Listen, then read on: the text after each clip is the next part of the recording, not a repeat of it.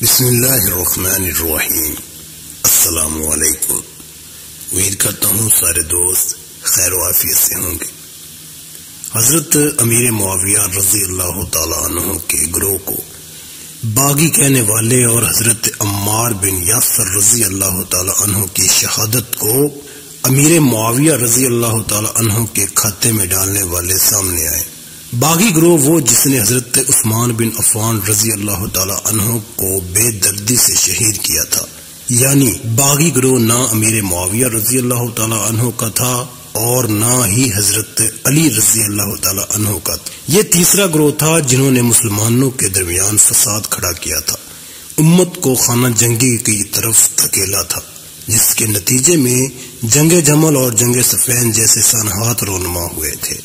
یہی وہ باغی گروہ تھا جن کے خلاف حضرت علی رضی اللہ تعالیٰ عنہ نے نہروان کے مقام پر جہاد کیا تھا اور انہیں زبردست ضرب لگائی تھی، اور پھر بعد میں انہیں باغیوں نے حضرت علی، امیر معاویہ اور عمر ابن عاص تینوں پر بیک وقت قاتلانہ حملے کیے، جس میں حضرت علی رضی اللہ تعالیٰ عنہ شہید ہو گئے تھے اور باقی دو بچ گئے تھے۔ دراصل یہ وہی فتنہ تھا جو عبداللہ بن سبا نے اسلام کا لبادہ اوڑھ کر پھیلایا تھا، اور امر واقعہ یہ ہے کہ جب اس وقت کے دو سپر طاقتیں کیسر و کسرا، جنہیں پہلے حضرت ابو بکر صدیق اور بعد ازاں حضرت عمر فاروق کے دور میں خاک میں ملا دیا گیا تھا، اور بیت المقدس یہود و نصارہ کے ہاتھوں سے نکل چکا تھا۔ جنگ قدسیہ اور جنگ یرموک میں مسلمانوں کی فیصلہ کن فتوحات نے پارسیوں اور عیسائیوں کو یہ سوچنے پر مجبور کر دیا تھا فی الحال مسلمان مجاہدین کو میدان کارسار میں شکست دینا ناممکن ہو گیا ہے،